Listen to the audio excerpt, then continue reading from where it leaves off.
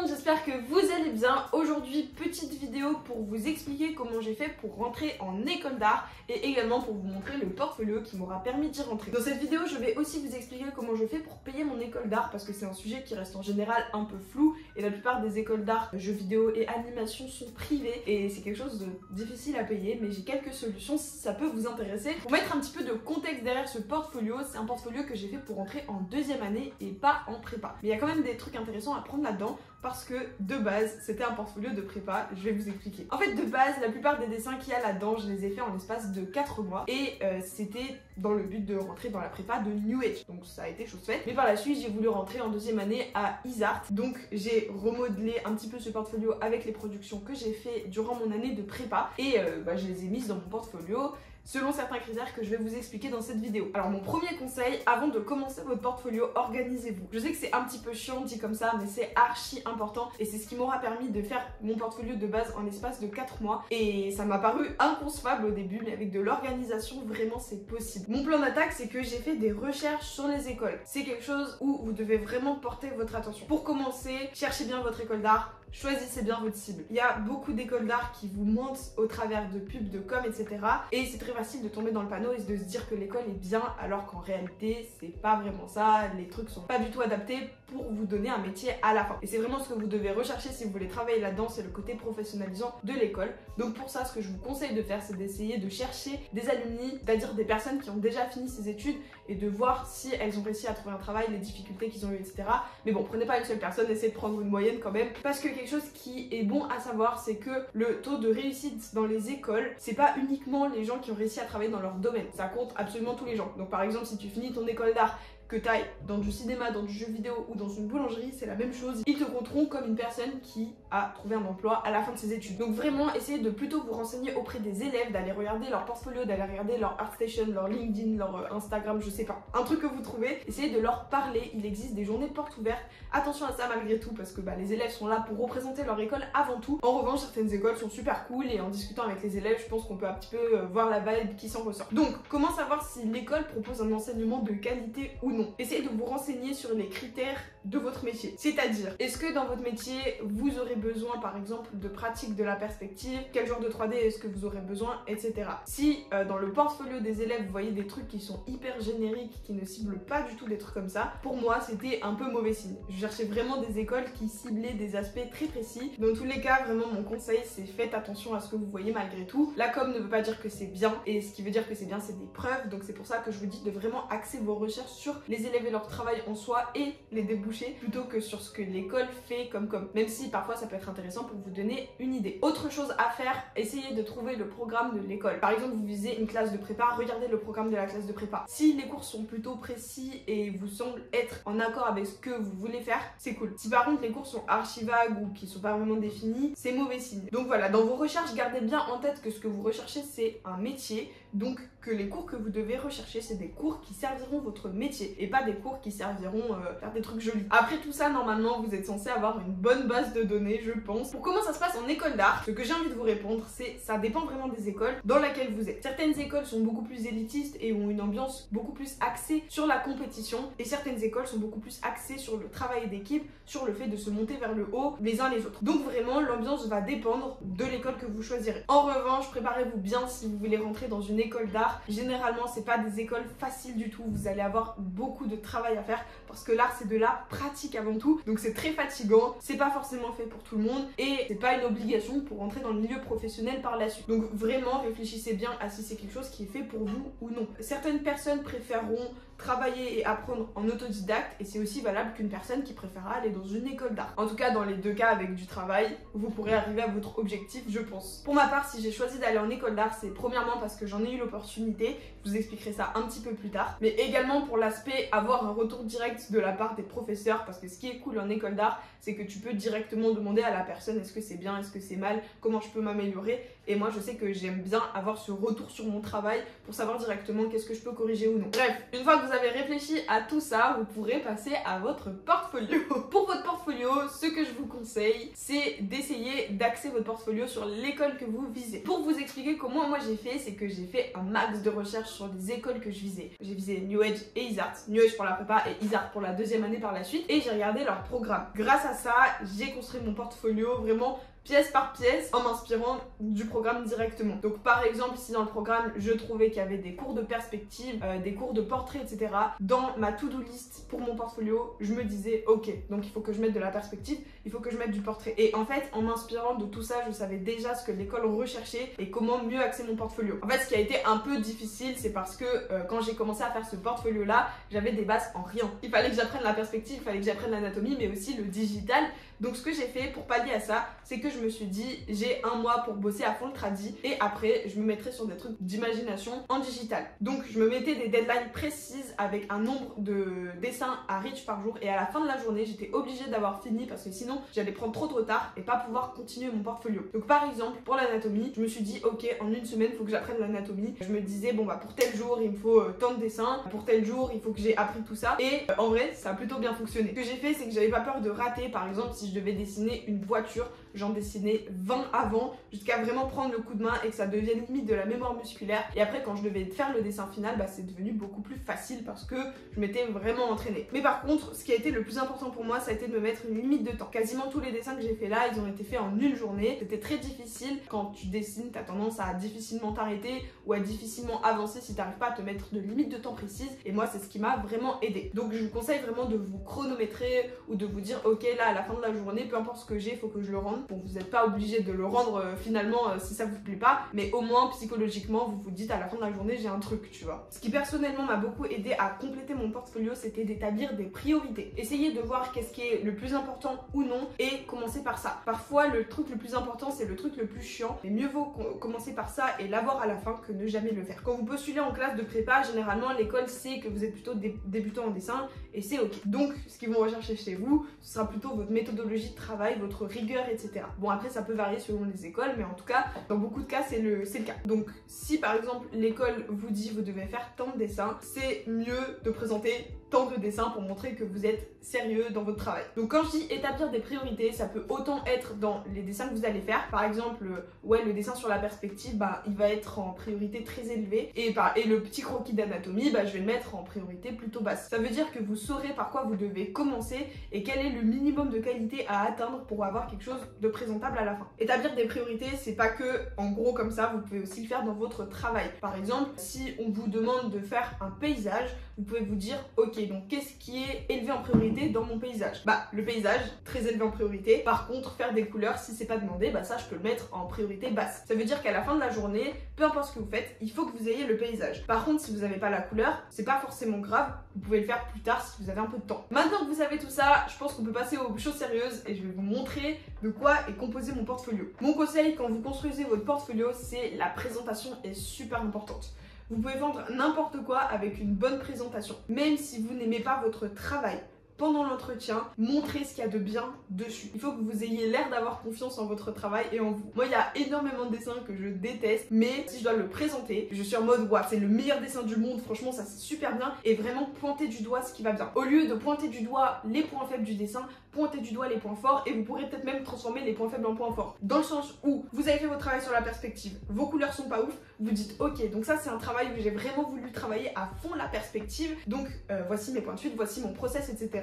Et en plus de ça, j'ai eu le temps de rajouter de la couleur en 1 heure parce que j'ai pu finir la perspective dans un laps de temps de tant de temps. Bref, essayez de trouver les points forts de vos dessins et axez vraiment vos présentations là-dessus. Montrez ce qui est cool, montrez ce que vous avez fait et mettez en valeur ce qui est de bien, ce que vous avez travaillé. Donc moi, mon portfolio, j'ai choisi de le lister par catégorie. Il y a plusieurs catégories. Il y a catégorie dessin traditionnel, dessin d'imagination, digital et il y a aussi un petit peu de 3D là-dedans. Personnellement, comme première page, j'ai choisi de mettre un des meilleurs dessins que j'avais fait à ce moment-là, que je trouvais que c'était intriguant et j'avais envie d'avoir un petit peu cet effet waouh, c'est super cool, j'ai envie d'en voir plus. Comme je vous l'ai dit, j'ai listé mon portfolio par catégorie parce que c'était ce qui était un petit peu plus demandé pour mes écoles. Donc par exemple ici on a la catégorie dessin d'observation, j'ai aussi mis des petits dessins pour faire une amorce pour un petit peu donner envie de regarder la suite. Ensuite j'ai mis une page par dessin. Mon conseil là-dessus c'est encore une fois présenter bien votre travail, comment vous l'avez fait, par quels moyens, en combien de temps. En combien de temps c'est super important parce que même en faisant ça vous allez apprendre à estimer votre temps et ça c'est un truc qui va être hyper important par la suite quand vous deviendrez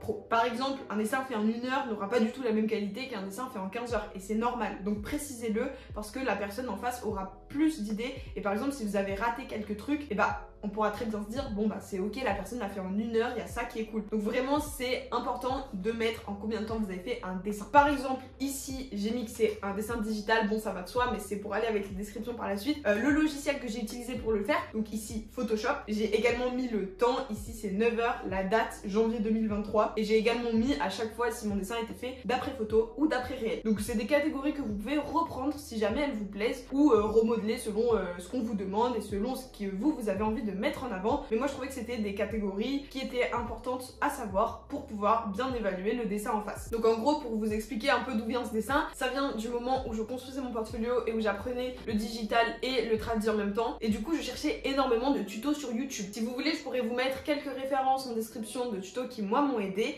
mais en tout cas faire mes recherches sur internet, essayer de chercher dans des livres etc. comment faire, ça m'a énormément appris. Et pour le coup ce dessin c'est un des premiers dessins en digital que j'ai fait à l'aide d'un tutoriel de Digital Painting School, un truc comme ça, mais j'essaierai de vous retrouver pour vous mettre en description parce que le tutoriel était super bien expliqué et que bah, ça m'a permis de faire un Gollum plutôt stylé quoi. Ça m'a énormément appris en termes de couleurs par exemple. Essayez vraiment d'axer vos recherches sur qu'est-ce que vous avez envie d'apprendre et comme ça vous saurez mieux comment faire, qu'est-ce que vous devez travailler dans vos dessins pour pas vous focaliser sur des trucs qui sont pas utiles. Ensuite j'ai beaucoup travaillé le portrait, donc ça c'est des études personnelles. Donc, je reprenais des photos d'acteurs et d'actrices que j'aimais bien et j'essayais de les redessiner en portrait. Donc ça c'était il y a 2 ans, c'était vraiment pour apprendre et pour moi le digital allait plus vite que le traditionnel à ce moment-là. J'avais besoin de faire des portraits en une seule journée, donc au lieu de les faire au crayon de papier parce que ça me prenait plus de temps, je les ai fait en digital parce que faire des aplats c'était beaucoup moins long. Par la suite j'ai mis énormément de dessins traditionnels que j'ai fait durant mon année de classe préparatoire. N'hésitez pas à aller voir ma vidéo une année en école de jeux vidéo si vous voulez voir tous les dessins qu'il y a là-dedans, mais du coup ici j'ai vraiment axé ma présentation sur le travail de la perspective pour montrer que c'était quelque chose que j'avais appris et que je savais plus ou moins faire. Ça c'est des natures mortes que du coup j'ai effectuées durant mes études en prépa. De base j'avais mis les natures mortes que j'avais fait quand j'avais fait mon premier portfolio, mais je les ai remplacées pour les rendre un petit peu mieux quand j'avais un petit peu mieux appris. Ce qui est intéressant dans les natures mortes si vous les faites vous-même, c'est la composition. Vous pouvez faire des trucs super intéressants avec quelques objets et montrer du coup que vous avez un œil qui réfléchit à de la composition. Ce qui est aussi intéressant, c'est les proportions. C'est quelque chose qui est assez difficile pour nous les artistes de pas dépasser de la feuille par exemple, ou de bien maîtriser qu'est-ce qu'on va faire. Avec des natures mortes, vous allez vraiment apprendre à respecter les échelles de grandeur de ce que vous voyez, à être fidèle à quelque chose que vous allez dessiner. Et plus vous allez en faire, plus par la suite vous arriverez à faire des proportions correctes, à ne pas dépasser de votre feuille parce que vous vous rendez pas compte de votre espace. Donc c'est aussi intéressant de travailler ces axes-là. L'anatomie, c'est un des points qui revient le plus dans les écoles d'art, j'ai l'impression. C'est quelque chose de super important. Pour moi, vraiment, les 2 gros sujets que j'avais envie de mettre en avant dans mon portfolio, c'était la perspective et l'anatomie. La perspective, c'est un truc qu'on a tendance à négliger avec l'étude de bâtiment, etc. Mais pourtant, c'est super important. Selon les écoles, c'est plus ou moins obligatoire. Il y en a qui s'en foutent un peu. Il y en a pour qui c'est important de voir que vous êtes diversifié dans votre portfolio. Donc vraiment, n'hésitez pas à aussi mettre des études de perspective et de montrer que vous faites pas que du cara. Généralement, quand on fait un portfolio pour une école d'art, il faut éviter de mettre des trucs qui se ressemblent trop. Par exemple, si vous faites que du manga, évitez de mettre que du manga. Généralement, les écoles d'art n'aiment pas trop ça et préfèrent voir des dessins un petit peu plus tradis. Après, vous n'êtes pas obligé de faire un portfolio à fond tradis si c'est pas votre truc, mais vous pouvez montrer votre univers à travers des dessins qui démontrent des compétences techniques mais qui ne sont pas du manga parce que les proportions sont pas forcément fidèles à la réalité. Et quand tu rentres en classe de prépa, ce qui est important c'est vraiment d'apprendre ce concept de fidèle à la réalité et de traditionnelle base vraiment pure. Si vous avez un univers propre à vous, que vous aimez bien, que vous avez envie de mettre en valeur, n'hésitez pas. Si vous avez genre un style de dessin et que vous avez l'habitude de dessiner avec, mettez-le en avant, montrez votre univers, mettez-vous à fond. Là ma présentation elle est très basique, mais si vous avez envie je sais pas, de dessiner vous-même par exemple les petites cases comme ça pour que ce soit plus joli, faites-le. C'est super joli, ça donne envie et ça vous démarque parce qu'on se souviendra de vous parce que vous aurez fait rajoute un truc un petit peu plus original que ce qu'on a l'habitude de voir, donc c'est intéressant et ça donne à la personne envie de vous lire. Surtout quand vous faites votre présentation, réfléchissez à la personne en face de vous et dites-vous, si je devais lire tous les jours autant de présentations, laquelle est-ce que j'aurais envie de lire? Si vous mettez des gros blocs de texte, vraiment c'est chiant et la personne ne va pas se souvenir de vous, pas se souvenir de ce que vous avez fait et souvent aura juste la flemme de lire. Donc juste des textes impactants, des mots en gras pour essayer de guider l'œil, de guider la personne qui va vous lire, c'est important. Bon, après les critères pour rentrer en école de prépa sont souvent pas non plus hyper élevés, donc vous stressez pas trop, mais en tout cas si vous êtes amené à faire beaucoup de présentations par la suite, c'est un point qui peut être utile. Enfin bref, pour revenir sur l'anatomie, ce que moi j'ai fait dans mon école de prépa, c'était vraiment des écorchés, étudier les muscles, comprendre comment ils s'imbriquaient les uns dans les autres, et en fait faire ça c'est hyper intéressant parce que justement après quand tu vas dessiner ton dessin, tu vas savoir exactement, ok bah là le deltoïde il a cette forme, et comme le biceps il s'embranche comme ça dedans, bah mon trait va ressembler à ça, et tes traits vont devenir beaucoup plus précis, intéressants et réels. Par contre vous n'êtes pas obligé de tout mettre comme ça en vrac si vous n'êtes pas sûr de vous. Par exemple si vous avez fait un écorché que vous aimez pas trop ou que les muscles que vous avez placés vous semblent un peu moyens, vous n'êtes pas obligé d'y mettre. Moi ce que je fais c'est vraiment que je sélectionne le meilleur dessin parce que comme je vous ai dit c'est important de mettre en valeur son travail et de le mettre en avant, et si c'est pas un truc qui est obligatoire, parfois c'est mieux de pas le mettre plutôt que d'entacher des travaux qui sont super bons avec un travail un peu moins bon. Évidemment tous les conseils que je vous donne dans cette vidéo sont à prendre avec des pincettes, vous en faites ce que vous voulez, c'est pas la vérité absolue, c'est les conseils de mon expérience et de ce que moi j'ai eu l'impression de voir et d'apprendre, mais ça peut très bien être faux, ça peut très bien être juste. Prenez ce que vous voulez et jetez ce que vous aimez pas. Les études de main et de pied, je pense pas que ce soit un truc hyper obligatoire, mais moi je trouvais ça cool de montrer que je savais faire des mains parce que c'est un truc un peu chiant à faire, et mettre des petites études comme ça, c'est un truc que les écoles d'art aiment aussi beaucoup. En fait, ce qu'ils aiment bien voir généralement, c'est le travail que vous fournissez. Par exemple, une planche avec plein de petites studies, ça montre que vous avez l'habitude de vous entraîner, de dessiner, etc. Et c'est super intéressant pour eux d'aussi voir comment vous construisez vos dessins. Bon, ensuite j'ai mis des natures mortes un peu plus réalistes parce que là mon but c'était vraiment de montrer le travail sur les valeurs qu'il y avait derrière. Pour le portrait, pareil, il fallait que je montre que je savais faire des visages, etc. J'ai aussi mon mini caricature, ça c'était un travail qu'on avait fait en cours. J'ai trouvé que c'était sympa et que ça pouvait avoir sa place ici, donc c'est là. Comme je vous l'ai dit, ce qui est intéressant c'est de voir votre process aussi. Pas que des trucs hyper beaux, pas que les dessins les plus aboutis. Vos croquis sont super intéressants à prendre. Par exemple, si tous les jours vous avez une routine de dessin, vous vous dites ok, tous les matins je dessine 10 personnages en 5 minutes, bon c'est peut-être un peu long, 10 personnages en 2 minutes chacun. Si vous avez ce genre de routine, c'est super cool parce qu'à la fin vous pourrez sélectionner vos meilleurs croquis et faire un onglet vraiment croquis, d'où l'importance de préciser en combien de temps vous avez fait votre dessin pour montrer votre process, en combien de temps vous êtes capable de faire quoi, et pour montrer aussi comment vous travaillez en fait. Par exemple, moi là c'est des croquis d'observation en extérieur, donc c'est des trucs super rapides et super rough esquissés, mais c'est quand même intéressant de les prendre et de montrer que j'avais l'habitude de dessiner en extérieur, d'observer ce qu'il y avait autour de moi. En plus, dans ce genre de croquis, ce que moi j'avais envie de mettre en avant, c'était la composition, parce que j'essayais vraiment d'axer mon travail sur comment est-ce que je composais une image. Donc c'est aussi intéressant de le présenter comme ça pour montrer que même si vous faites du dessin d'observation, vous avez d'autres compétences que vous avez envie de mettre en avant et que vous avez envie de travailler par la suite. Donc là, les fameux dessins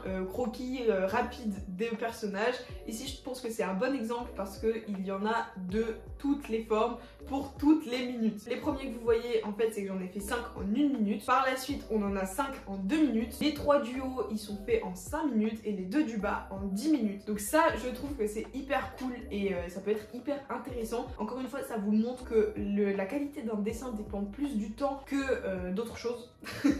Parce que si vous avez 1 minute pour faire un dessin, ce sera pas du tout le même que si vous en avez 10. En tout cas j'ai vraiment mis pas mal de petits croquis qui varient entre 1 à 15 minutes. Je vous conseille de le faire parce que c'est cool de voir que vous avez de la rigueur dans votre travail, de voir que vous êtes habitué à pratiquer, parce que comme je vous l'ai dit, les écoles d'art c'est très demandant. Donc si vous montrez de base que vous êtes prêt à travailler, à fournir les efforts nécessaires, normalement, même si vos dessins sont pas aussi bons que ce que vous avez envie de montrer, le fait de montrer que vous avez de la rigueur dans votre travail, ça peut rattraper énormément de choses et ça peut donner vraiment envie à la personne en face de vous de vous prendre. Donc vraiment, encore une fois, la manière dont vous allez présenter votre travail est super importante, et le fait de montrer qu'il y a beaucoup de travail derrière ce que vous faites peut aussi être super impactant. Pour partir sur de l'environnement, bah écoutez, là j'ai mis des petits rochers faits en valeur pour montrer que je travaillais pas que du personnage mais que j'étais aussi capable de faire d'autres choses, parce que pour certains métiers on va vraiment vous demander de travailler ces compétences d'environnement. Les métiers du jeu vidéo et de l'animation sont super riches et il n'y a pas que du cara là-dedans, donc présenter des trucs en rapport avec de l'environnement, ou de la perse ou des bâtiments, c'est aussi super intéressant parce que ça montre encore une fois que vous êtes ouvert d'esprit ou que vous vous êtes renseigné sur le métier que vous voulez faire. Ok, maintenant on va passer au dessin d'imagination. C'est très cool de mettre du traditionnel, etc. et c'est un truc super intéressant pour les écoles d'art et en généralement recherché. Mais montrer votre patte, montrer votre univers et montrer que vous êtes capable d'imaginer des choses et pas d'uniquement reproduire, c'est aussi quelque chose d'important. Donc là, typiquement, c'est un dessin que j'ai fait en 2022 et que j'ai mis pas du tout. Du coup, je l'ai mis en premier, comme ça je me suis dit ce sera pas la dernière chose qu'on retiendra de ma présentation. Et c'est vraiment un des premiers dessins que j'ai fait en digital de ma vie et j'avais pas encore appris grand chose à ce moment-là. Donc je l'ai mis parce que j'avais besoin de le mettre pour avoir le nombre d'images minimum à présenter. Mais comme je l'aimais pas, j'ai quand même essayé de le mettre en avant comme je pouvais. Ce qui est cool par contre et potentiellement appréciable, c'est de mettre vos moodboards. Bon, là c'est pas forcément des moodboards super bien faits parce que je savais pas faire à ce moment-là, mais en tout cas ça aide de voir vos références, ça aide de voir de quoi vous vous êtes inspiré. Donc moi à chaque dessin j'ai mis mon moodboard et c'est quelque chose que j'ai l'impression a été apprécié, donc n'hésitez pas à faire ça. Pareil, par exemple là c'est un dessin où mon objectif c'était de travailler la perspective. Bon, comme vous voyez je savais pas vraiment faire la perspective à ce moment-là, mais l'intention est là. Les couleurs aussi, j'avais vraiment envie de travailler des ambiances lumineuses et de comprendre un petit peu comment fonctionnaient les couleurs. Donc c'est ce que j'ai mis en avant dans ce dessin. Et par exemple j'ai pas dit ce qui est important dans ce dessin c'est l'anatomie. Ce que j'ai dit c'est ce qui est important dans ce dessin c'est les couleurs. Ici mon intention c'était vraiment de travailler la composition et la perspective sur un personnage. Ça c'est des petits dessins que j'avais fait vite fait pour travailler un petit peu les poses, les personnages inventés. Aller aux journées portes ouvertes des écoles que vous visez est aussi intéressant et en fait moi à ce moment là je voulais rentrer en jeu vidéo et en écoutant les gens parler j'entendais que ce qui était important c'était de savoir réutiliser une direction artistique et travailler la lisibilité dans un jeu vidéo, par exemple penser au chemin qu'un personnage va parcourir, etc. Et à ce moment-là, je me suis dit, bah ok, là mon but ça va être de travailler à partir de directions artistiques qui existent déjà et de montrer que je pense déjà à la lisibilité d'un jeu vidéo. Donc, par exemple, ici j'avais envie de reprendre un petit peu la DA de Dofus. Et après, comme vous le voyez, c'est un petit peu des dessins où je travaillais à chaque fois des domaines, il y a l'anatomie, la composition, etc. J'ai aussi mis des travaux que j'ai réalisés en classe de prépa parce que c'était des trucs d'imagination. Donc là par exemple le but de l'exercice c'était d'à partir de plans donnés refaire une locomotive et sa gare en 3 points de fuite. C'était très difficile mais du coup il fallait vraiment que je le mette parce que je me disais je peux pas avoir tout donné sur cet exercice pour rien. Et pareil ça c'est un exercice que j'ai fait. Le but c'était de faire un concept art qui aurait pu exister dans un univers particulier selon une liste de ce qui nous avait été donné. Donc moi j'ai fait ce concept art dans l'univers d'Arcane et ensuite j'ai expliqué mon process. Par exemple j'ai montré un petit peu des close-up du dessin pour montrer les détails parce qu'il est très fourni. J'ai montré le moodboard que j'ai fait. Pour le coup là j'avais appris à faire des moodboards donc il est un petit peu plus percutant. Pour faire un moodboard mon conseil vraiment c'est de mettre une ou deux images impactantes avec des mots clés. Pensez vraiment à la personne qui va vous lire. Si vous mettez 1 milliard d'images et qu'on comprend rien, c'est pas ce que vous avez aimé dans ces images. Par contre si vous mettez une image où vous dites dans cette image j'aime la composition, dans cette image j'aime les couleurs, on sait directement à quoi va ressembler votre production finale et ça nous perd beaucoup moins. Et en termes de lisibilité encore une fois c'est vraiment super. Et après je montrais juste que j'avais documenté mon travail, ma manière de faire des recherches, etc. C'était pas forcément quelque chose qui était demandé pour le portfolio, mais je trouvais que c'était intéressant de mettre en avant les process que j'avais derrière tout ça parce que comme ils étaient super documentés, j'avais envie de montrer que j'étais capable de me documenter, mais ça c'était plus un truc pour rentrer en deuxième année qu'en classe de prépa. Et après j'ai fait des petits docs pour montrer en quoi je pensais à la composition par exemple. J'ai aussi montré les concepts et les recherches que j'avais fait derrière ça, c'est quelque chose de super intéressant. Ça c'est aussi un truc plus de deuxième année, mais comme c'est quelque chose que vous allez beaucoup travailler, c'est intéressant de mettre comment vous avez conceptualisé votre dessin, votre personnage, de montrer les itérations qu'il y a derrière et je pense que c'est quelque chose qui peut potentiellement beaucoup plaire. Bon pareil ça c'est juste un rendu où j'ai dû inventer un environnement et après j'ai fait des rendus 3D et ça c'était vraiment plus pour la deuxième année, donc si vous voulez rentrer en prépa c'est pas obligatoire. Si vous en avez vous pouvez mettre, comme ça vous pouvez montrer que vous vous intéressez à plusieurs domaines. Donc bon moi de base je connaissais rien à la 3D alors j'ai fait des tutos et du coup je montrais les tutos en mettant le lien du tuto pour montrer ce que j'avais fait et ce que j'avais appris. Donc ça c'est le premier rendu 3D que j'avais fait toute seule parce que je crois qu'il y avait besoin de faire des trucs d'imagination. Donc tout ça c'est inventé.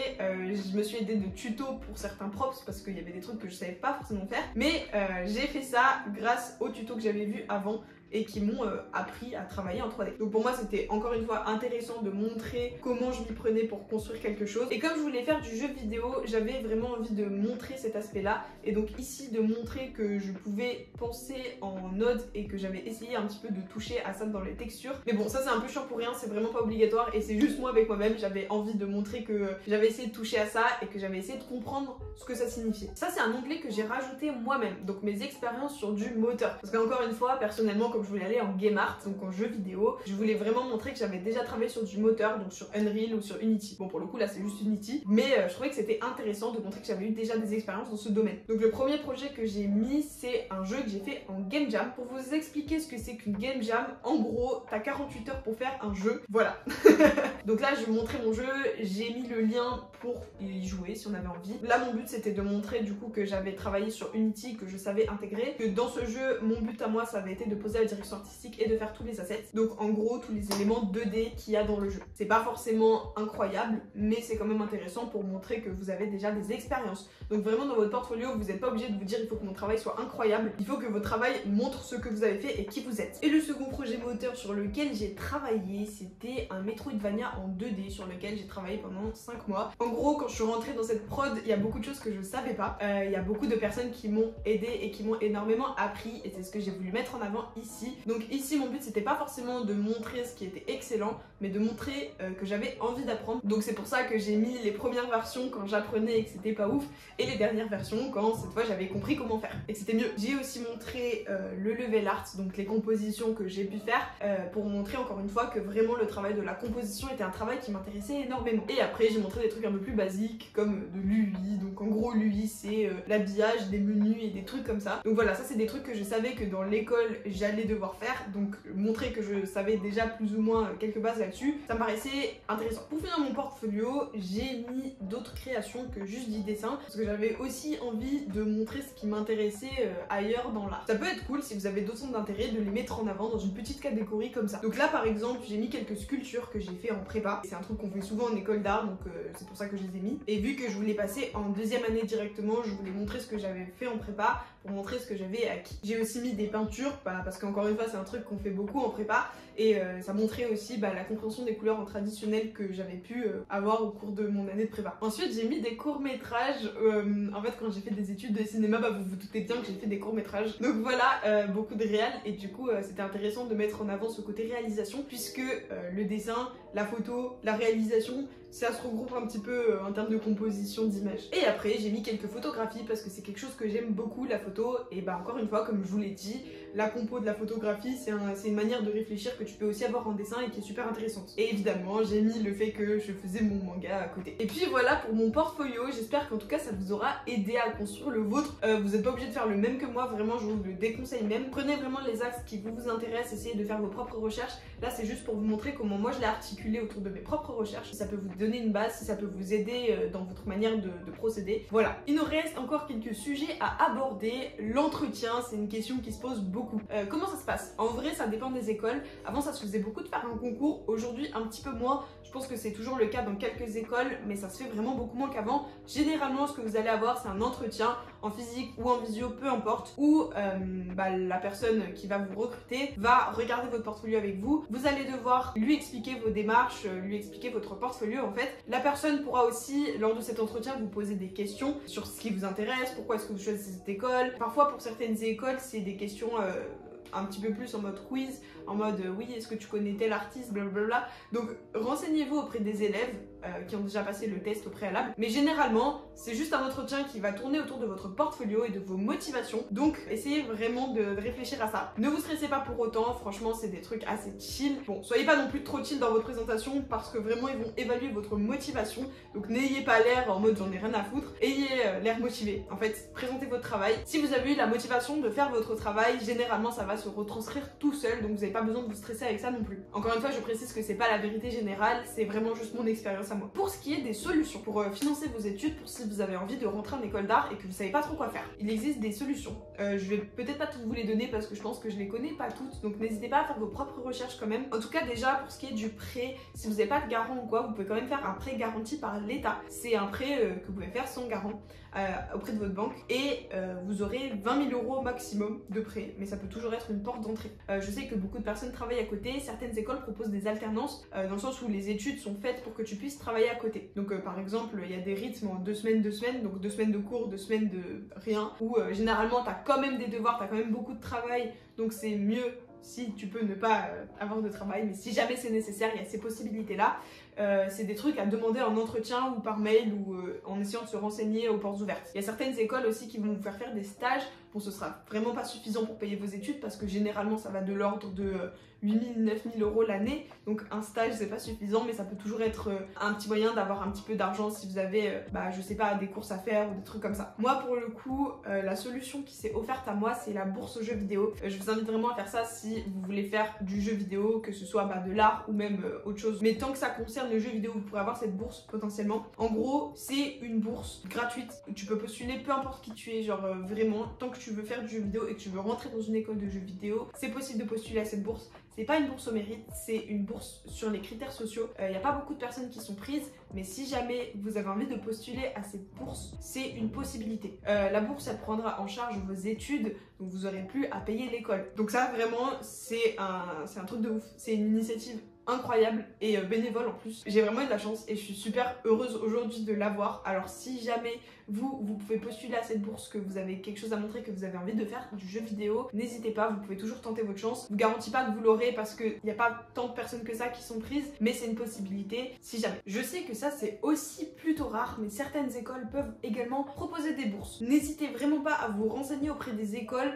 Si vous faites des journées portes ouvertes ou des salons, notez vos questions et demandez à l'école si elle propose des alternatives comme des bourses ou autres. Pour parler un petit peu des alternatives, vous pouvez toujours faire des formations en ligne, des stages ou même des summer school. En parlant de summer school, mon école en propose et vous avez moyen d'en gagner une gratuitement en ce moment si ça vous intéresse. En gros, pour vous expliquer ce que c'est une summer school, ça va être une sorte de stage d'été pour si tu sors du bac, si t'es au lycée. C'est généralement entre 14 et 18 ans, en tout cas pour mon école, et tu vas pouvoir apprendre sur un domaine qui t'intéresse. Donc par exemple, pour mon école, ça se déroule généralement sur 2 à 1 semaine sur des sujets comme le digital art, la 3D, le code parfois, enfin vraiment c'est super intéressant. Donc si faire une summer school ça vous intéresse, mon école, donc Isart Digital, propose en ce moment un concours de dessin où vous pouvez en remporter une. En plus de ça, il y aura d'autres lots à gagner comme une PS5, une Switch ou même un baptême de plongée. Si t'es intéressé, t'as jusqu'au 28 février pour participer et le thème du concours c'est la protection des océans. C'est un concours ouvert à tous les lycéens de toutes les filières de France à condition d'être inscrit dans un établissement scolaire français public ou privé, sous contrat cette année. Il faut savoir que toutes les œuvres seront présentées à un jury qui va décerner les prix. Pour participer, il faudra compléter un formulaire. Le sujet central de ton œuvre doit être en lien avec l'océan et mettre en avant un problème majeur actuel, comme par exemple la pollution, le réchauffement climatique ou autre. Et sinon, si ça t'inspire, tu peux également apporter une vision positive à travers des solutions à mettre en place. Si jamais ça t'intéresse, n'hésite pas à checker le lien que j'ai mis en description et à te rendre sur la page Isart Creative Challenge pour avoir toutes les informations du concours. N'hésitez pas à m'envoyer tout ça si vous participez, je serais ravie de voir vos dessins. Enfin bref, c'est un concours super intéressant, vous pouvez vraiment faire plein de choses, même si vous aimez faire du manga ou quoi. N'hésitez pas à participer, il y a vraiment plein de lots et si vous voulez rentrer en école d'art, encore une fois c'est une super porte d'entrée donc je vous le recommande vraiment. Si vous n'êtes pas inspiré, je peux vous montrer un truc que moi j'avais fait quand j'étais au lycée. En fait c'est un petit jeu vidéo sur la protection des océans. C'est nul, mais peut-être que ça peut vous inspirer, vous donner une super idée, je sais pas. Si vous avez d'autres solutions pour faire des points d'entrée dans les écoles d'art ou pour financer des études en école d'art, n'hésitez pas à les mettre en commentaire, j'essaierai de les épingler et de les remettre en description, comme ça pourra aider les personnes qui en ont besoin. En tout cas, prenez ce que vous voulez ou non, je veux pas dire que les écoles d'art c'est le truc à faire pour rentrer dans l'industrie par la suite, c'est un truc qui perso je trouve cool, c'est un truc que plein d'autres personnes trouvent pas cool et c'est ok, et c'est comme vous voulez, donc interprétez ça comme vous en avez envie et prenez ce dont vous avez besoin si vous recherchez une école d'art. J'espère vraiment que ma vidéo vous aura aidé si vous êtes actuellement en train de rechercher des écoles. N'hésitez pas à poser vos questions dans les commentaires et aussi à raconter vos propres expériences en école d'art qui pourraient en aider certains. Merci à vous d'avoir regardé cette vidéo jusqu'au bout, j'espère sincèrement qu'elle vous aura aidé et qu'elle aura pu répondre aux questions que vous me posez souvent.